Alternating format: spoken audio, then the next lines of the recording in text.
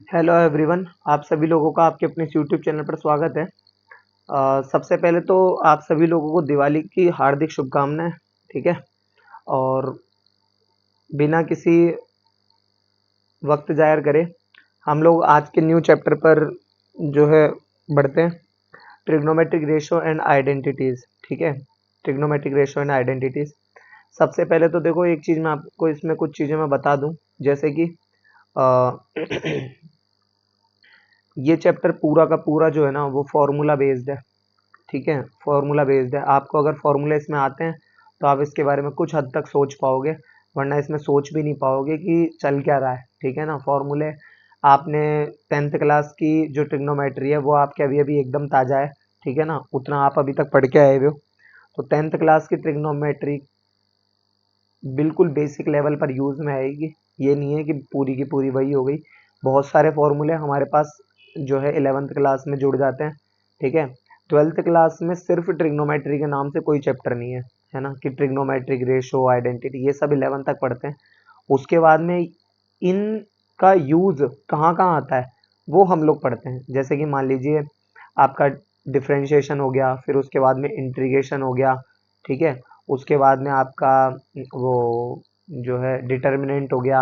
ये सारी चीज़ें जो चैप्टर है उनमें यूज़ में आएगा। फंक्शंस है ना, प्रोबेबिलिटी है, ये सारी चीज़ें उनमें यूज़ में आएगी। लगभग लगभग हर, आपको करना कुछ नहीं है। आप है ना, जो कोई भी आप PYQ उठा लो जेई का। ठीक है। प्रीवियस ईयर क्वेश्चन पेपर कोई सा भी उठा लो आप, आपको है ना लगभग लगभग क्वेश्चंस में जो है ट्रिग्नोमेट्री यूज की हुई मिलेगी ही मिलेगी। ठीक है ना। तो ट्रिग्नोमेट्री को देखो, पहली बात तो इसे छोड़ना तो पाप है। छोड़ना पाप है। ठीक है ना। इसे छोड़ दोगे तो समझ लो बहुत सारे चैप्टर से आप वंचित रह जाओगे। बिल्कुल बहुत सारे चैप्टर से आप रह जाओगे। ठीक है। तो ये तो सबसे बड़ी गलती है कि इसे छोड़ दोगे। अगर कोई ये स्टूडेंट ये सोचे कि साहब ट्रिग्नोमेट्री तो है, इसे तो मैं छोड़ चलता हूँ, तो ऐसा नहीं है। छोड़ना कुछ भी नहीं है। ठीक है ना। तो अच्छा, उसके अलावा कि almost present in every question of JEE. JEE के लगभग हर एक क्वेश्चन में मैं क्यों ये ऐसा क्यों कह रहा हूँ, क्योंकि आप अगर ध्यान से देखोगे तो कि बहुत सारे ऐसे चैप्टर्स हैं जिनमें कि ट्रिग्नोमेट्री का यूज आ रहा है। ठीक है ना। तो ट्रिग्नोमेट्री का बिना यूज के तो देखो इंजीनियरिंग, साइंस, मैथ ये सब कुछ व्यर्थ है। ये मान लो ट्रिग्नोमेट्री का इतना बड़ा यूज है और उसके बावजूद भी आज की जनरेशन अगर ये पूछती है कि साहब ट्रिग्नोमेट्री का रियल लाइफ में कहाँ यूज है, तो वो तो फिर बेवकूफ़ी है। देखो, रियल लाइफ में भले आपके यूज में हो ना हो, लेकिन इससे आपके दिमाग को सोचने की पावर बढ़ती है। ठीक है ना। आप चीज़ों को कितने बेहतर तरीके से लर्न कर पाते हो वो इससे पता चलता है। ठीक है। तो इसे, इस चैप्टर को अगर तुम छोड़ोगे किसी भी तरीके से तो समझ लो बहुत पछताओगे, बहुत परेशान हो जाओगे। इसलिए इसलिए मैंने पहले ही बता दिया ये चीज़ कि इसे छोड़ना तो पाप है, ये मान लो। ठीक है। अच्छा, नाउ बेसिक्स ऑफ ट्रिग्नोमेट्री क्या है देखो। The word trigonometry is derived from 3 Greek words, trigon और मैट्रॉन। अच्छा, एक चीज़ और मैं बता दूं कि मैंने 10th क्लास की ट्रिग्नोमेट्री का पूरा हर एक टेबल, लास्ट मतलब टेबल की भी आपको ट्रिक मिल जाएगी मेरे चैनल पर। ठीक है ना। उसके अलावा मेरा तो क्या चैनल, खैर आपका है चैनल। ठीक है। ट्रिग्नोमेट्री के 8th क्लास की किस तरीके से टेबल बनती है वो भी आपको आ जाएगा। ठीक है। उसके अलावा ट्रिग्नोमेट्री के जो आइडेंटिटीज पर बेस्ड जो क्वेश्चंस है वो भी आपको मिल जाएंगे। इसके अलावा आपको ट्रिग्नोमेट्री में क्लास 11th की जो चैप्टर नंबर 3 जो आप अब पढ़ रहे हो, जो कि अब हम पढ़ रहे हैं, उनका आपको अच्छे से है ना, जो एनसीईआरटी बेस्ड आपको क्वेश्चन सीरीज भी उसमें मिल जाएगी, क्वेश्चंस मिल जाएंगे एनसीईआरटी के। ठीक है ना। तो वहाँ से आपको कुछ हद तक सहायता मिल जाएगी, जिसमें आप वहाँ से जो है वो क्वाड्रेंट वाला जो टॉपिक है, हालांकि मैं यहाँ भी बताऊंगा, तो क्वाड्रेंट का जो टॉपिक है ना वो आप वहाँ से सीख सकते हो बहुत ही बेहतर तरीके से। जैसे कि मान लीजिए मैं बता दूं थोड़ा सा कि आपने ये देखा है ना अभी तक कि साइन 90 माइनस थीटा, ये वो पोर्शन है कि जो 2023 से 24 वाले बच्चों के पास एनसीईआरटी में से कट चुका, लेकिन आपको कहीं ना कहीं आपने ये चीज पढ़ी होगी, sine 90 minus theta is equal to cos theta, cos 90 minus theta sine theta, है ना। टेन और कॉट में चलता है और सेक और कोसेक में चलता है ना। तो ये जो चीजें है ना, ये आप ऐसा ही क्यों होता है ना, ये ऐसा क्यों होता है, ये चीजें आप तब सीख पाओगे जब आपको 11th क्लास के जो है क्वाड्रेंट की नॉलेज होगी। क्वाड्रेंट की अगर आपको नॉलेज होगी तो आप आसानी से उन चीजों को सीख जाओगे, ठीक है ना। उसके बाद देखो basics of trigonometry. The word trigonometry is derived from three Greek words trigon और मेट्रॉन। ये जो गॉन है इसका अर्थ मैंने मेरे प्रीवियस वीडियोस में साइड बता रखा है, क्योंकि मैंने इस चीज़ को ऐसे एज्यूम किया था पॉलीगॉन। तो पॉली मतलब जैसा पॉलीगॉन में पढ़ाया जाता है, पॉली मतलब एक से ज़्यादा, मतलब 3 या 4 से ज़्यादा, और गॉन मतलब होता है आपका साइड्स। तो बहुत सारी साइड्स वाला जो फिगर होता है, ठीक है। बट इसका एक्चुअल अर्थ जो है, एक्चुअल मीनिंग जो है वो आपको समझ में आएगा जब आप ये लेक्चर देखोगे। तो देखो ट्राई का मतलब होता है 3, गॉन का एक्चुअल जो मीनिंग होता है वो होता है एंगल। क्योंकि देखो केवल दो साइड्स से है ना, केवल दो साइड्स से, आज ये एक ही साइड है एक ही साइड है, केवल दो साइड से है ना, हो सकता है एंगल तो बन जाए, लेकिन कोई भी क्लोज फिगर नहीं बन सकता। क्लोज फिगर नहीं बन सकता, क्लोज फिगर के लिए आपको कम से कम 3 साइड चाहिए होती है ना। इसलिए तो आपको यहाँ एंगल ज़्यादा सही अ, अर्थ होगा इसका बजाय साइड के, है ना। मेट्रॉन का मतलब होता है मेजर्स, मेजर करना, मापना, ठीक है। उसके बाद देखो ये एंगल क्या भला है, एंगल, ठीक है। तो एंगल क्या है, देखो the measure of angle is the amount of rotation from the direction of one ray of the angle to the other. एक रे की अदर रे से, है ना, जिसमें दोनों रेज को क्या बोलते हैं,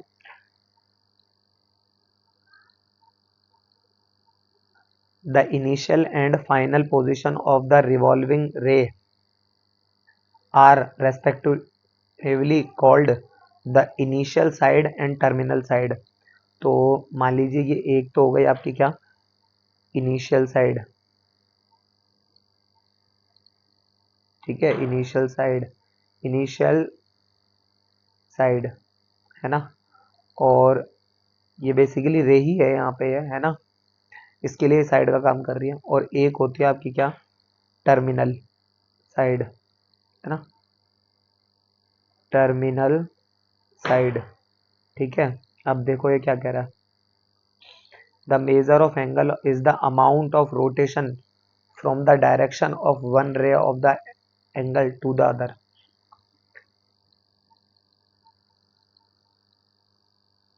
रोटेशन की क्या डायरेक्शन होती है, जैसे कि ये जो डायरेक्शन है इसकी इधर से इधर की तरफ भी हो सकती है ना, और ये इधर की तरफ भी हो सकती है ना। इसको हम जो मेजर करते हैं वो करते हैं थीटा से, इस एंगल को इस साइन को बोलते हैं थीटा, जिससे आप बखूबी परिचित हो क्लास 10th के कारण, ठीक है ना। अच्छा 10th क्लास में अगर किसी बच्चे ने ट्रिग्नोमेट्री छोड़ भी दी थी तो वो देखो वो बोर्ड का लेवल है, ठीक है। बोर्ड में आप अदर चैप्टर्स भी करोगे तो पास हो जाओगे, ये कंपटीशन लेवल है। कंपटीशन लेवल में अगर आपने ट्रिग्नोमेट्री छोड़ दी तो शायद ही, मेरी नज़र में तो नहीं होगा सिलेक्शन, हो ही नहीं सकता है, मान के चलो आप, ठीक है ना। तो ट्रिग्नोमेट्री तो आपको करनी ही करनी है, ट्रिग्नोमेट्री को किसी भी तरीके से आपको छोड़ना नहीं है, मन में ख्याल ही नहीं लेके आना है छोड़ने का, तो ठीक है ना। अच्छा उसके बाद देखो the final position of the revolving ray r respectively called initial side और टर्मिनल साइड, ठीक है ना। अच्छा ये देखो सिस्टम ऑफ एंगल मेजरमेंट्स, ठीक है। सिस्टम ऑफ एंगल मेजरमेंट क्या है ये, एक तो होता है हमारे पास क्या, इंग्लिश सिस्टम, ठीक है, ये इसको मतलब डिग्री में मेजर करते हैं, ठीक है। फिर एक होता है हमारे पास सर्कुलर सिस्टम, इसको हम लोग रेडियन में मेजर करते हैं, हम इन दोनों को पढ़ेंगे। एक ये जो फ्रेंच सिस्टम है ये ग्रेड्स में होता है, इसे हम मेजर नहीं नहीं पढ़ेंगे, नहीं पढ़ेंगे, ठीक है ना। अच्छा, और सच बात तो ये है, ये हमारे यूज में भी नहीं आता, नॉट यूज्ड, ठीक है। अच्छा, उसके बाद आगे बढ़ो, देखो अब क्या है हमारे पास, मेजरमेंट ऑफ एंगल। तो एंगल का किस तरीके से मेजरमेंट्स है, इस ये जो पोर्शन है ये बहुत इंफॉर्मेटिव है, ठीक है, इसको ध्यान से देखना। अब देखो, degree system and radium, radian है ना, सर्कुलर सिस्टम जिसे कहते हैं, है ना। तो ऑलवेज रिमेंबर, ये जो पाई रेडियन है ना, ये इक्वल होता है 180 डिग्री के।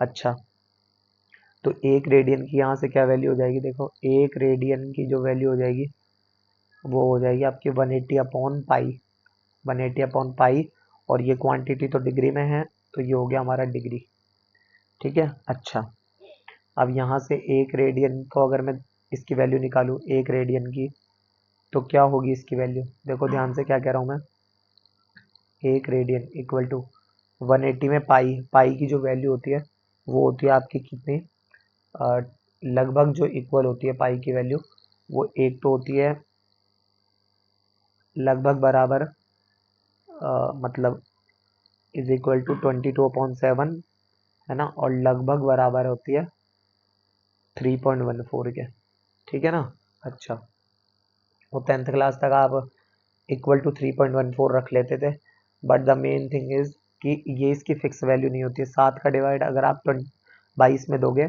तो 3.14 आके ही रुकता नहीं है, ये not repeating non recurring number आता है, ये शांति भी नहीं होता और बढ़ता चला जाता है आगे ये नंबर, है ना, जिसमें रिपीटेड कोई कोई एक सीक्वेंस नहीं मिलेगा आपको जिससे आप ये कह दो कि ये पाई की फिक्स वैल्यू होती है। वो तो हम 3.14 इसका यूज ले लेते हैं 10th क्लास तक, ठीक है। अच्छा, आगे देखो, तो एक रेडियन की जो वैल्यू होगी वो कितनी होगी, अगर मैं 180 में 3.14 का अगर मैं डिवाइड देता हूँ, है ना, तो ये लगभग 57.16 dot dot dot dot numbers करके कुछ आएगा, ठीक है। तो ये 57 जो है इसे तो मेज़र करेंगे हम डिग्री के अंदर, और ये मेज़र करेंगे हम मिनट के अंदर, ठीक है। अच्छा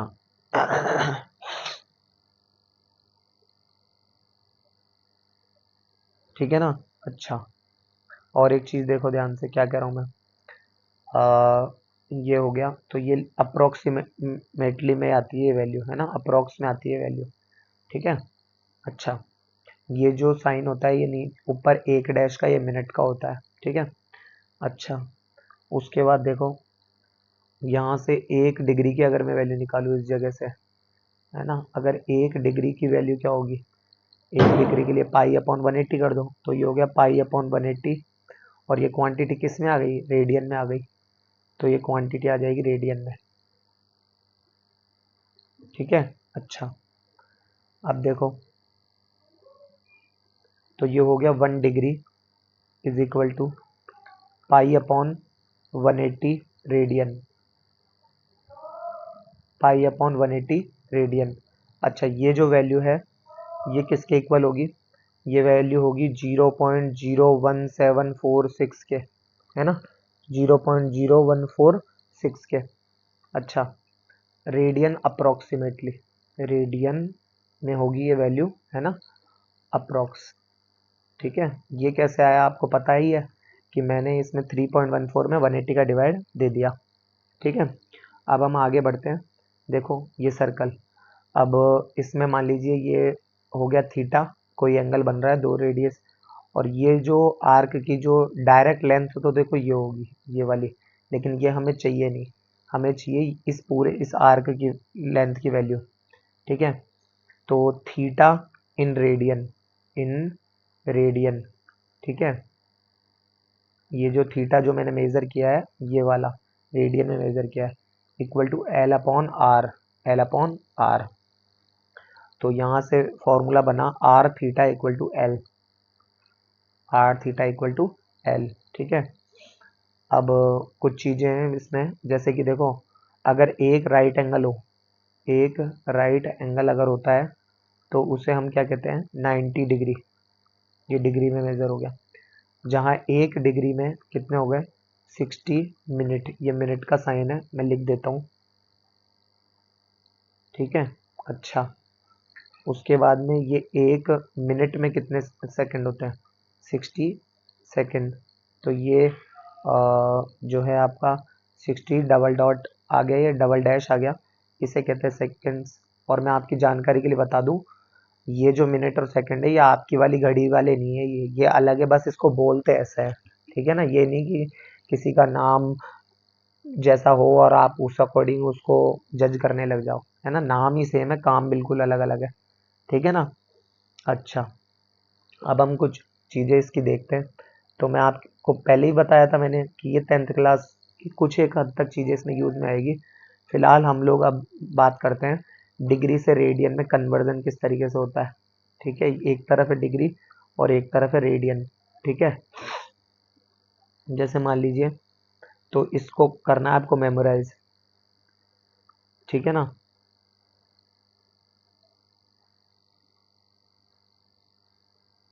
ठीक है, जैसे कि ये हो गया, मान लीजिए आपका 30 डिग्री, ये हो गया 45 डिग्री, ये हो गया आपका 60 डिग्री, ये हो गया आपका 90 डिग्री, ये हो गया आपका 180 डिग्री, ठीक है।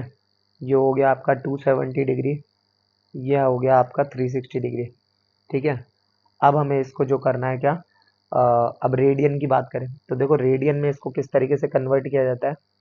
तो रेडियन में कन्वर्ट करने के लिए क्या करें, देखो ध्यान से क्या कह रहा हूँ मैं, आपको ये चीज़ तो पता ही है, रेडियन में कोई भी चीज़, कोई भी वैल्यू अगर पता करनी है तो 180 अपॉन पाई करते हैं, 180 अपॉन पाई।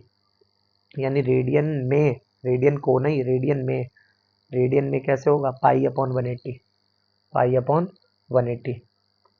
तो देखो इसको क्या करना है, जैसे मान लीजिए 30 डिग्री है, तो इसके लिए क्या करें, अ, ये मन में जो चीज़ें आपको रखनी है दिमाग में वो क्या है, देखो मैं क्या कह रहा हूँ, 1 डिग्री इक्वल टू होता है पाई अपॉन 180 रेडियन, ठीक है। अच्छा, यानी x डिग्री के लिए क्या करेंगे, पाई upon 180 multiply by x of radian, ठीक है। कोई दिक्कत नहीं है, बस अब x की वैल्यू रखते चले जाओ, 30 है तो इसकी जगह, तो देखो ध्यान से, तो पाई अपॉन 180 टाइम्स 30, 3 6 18, पाई बाय 6, क्या होगा इसकी वैल्यू, पाई बाय 6। तो ये हो गया पाई बाय 6। 45 के लिए क्या करें, देखो ध्यान से, 45, 45 को काटो, देखो 9 5 जा 45, 9 2 जा 18, जीरो का जीरो, 5 1 जा 5, 5/4, 5 4 जा 20, तो पाई बाय 4। ऐसे इनको काटोगे तो ये हो जाएगा पाई बाय 3, ये हो जाएगा पाई बाय 2, ये हो गया पाई, ये हो गया आपका क्या 3 पाई/2, और ये हो गया आपका 2 पाई, ठीक है ना। ये वैल्यूज होगी। अब एक चीज़ हमेशा याद रखो, ये कुछ ऐसा आप मन में अज्यूम कर सकते हो कि ये कोई दो, मतलब इसका जो सरकमफेरेंस है वो मान लीजिए 2 पाई r होता है, अगर वो रेडियस में 1 ले लूँ तो यानी पूरा का पूरा कितना मेज़र किया, तो 2 पाई जो होगा वो हो जाएगा आपका क्या, भाई आपको ये तो पता ही है कि सेंटर पर बनने वाले एंगल का सम 360 डिग्री होता है। अगर रेडियस जो है उसको अगर मैं 1 ले लूँ तो इसका मतलब क्या हो गया, इसका मतलब ये हो गया कि 2 पाई की वैल्यू ही 360 हो गई। तो यानी पाई इक्वल टू क्या हो गया, 360 अपॉन 2, वो कितना हो गया, 180। दैट्स वाई पाई को 180 से जो है वो की तरह ट्रीट किया जाएगा, 180 की तरह ट्रीट किया जाएगा, ठीक है ना। इस पूरे चैप्टर में पाई इक्वल टू 180 की भी होता है, ये आपको बस दिमाग में रखना है, ठीक है। अगर आप ये दिमाग में रखते हो तो बहुत हद तक आपको हेल्प मिलेगी ड्यूरिंग आवर कैलकुलेशन, ठीक है। अच्छा, तो इसके अलावा भी जैसे मान लीजिए ये मैंने आपको बताया 360 तक, कुछ और मन में जैसे डाउट आया, अगर मान लो जैसे 120 डिग्री, 210 डिग्री, 330 डिग्री, ठीक है। उसके बाद में मान लीजिए 150 डिग्री, ये हो गया आपका 240 डिग्री, ये हो गया 300 डिग्री, ये हो गया मान लीजिए 135 डिग्री, ये हो गया 225 डिग्री और ये हो गया 315 degree.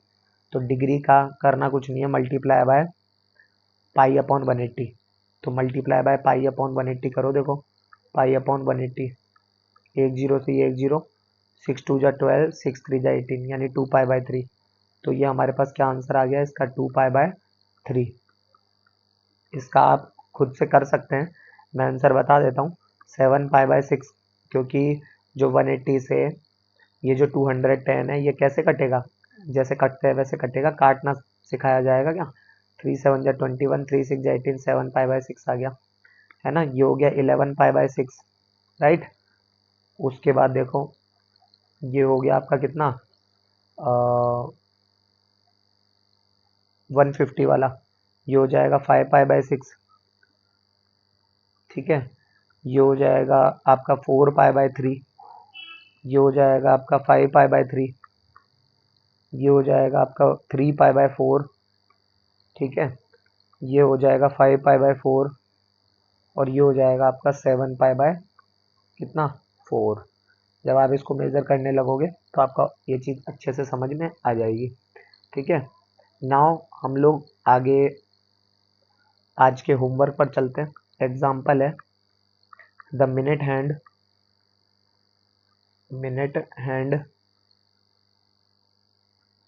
Of A watch is 1.5 centimetre long. How far does its tip move